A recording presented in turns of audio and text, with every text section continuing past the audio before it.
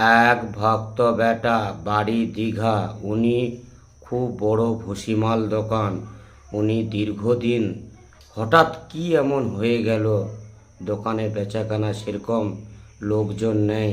উনি পুরা হতাশা হয়ে গেছিল।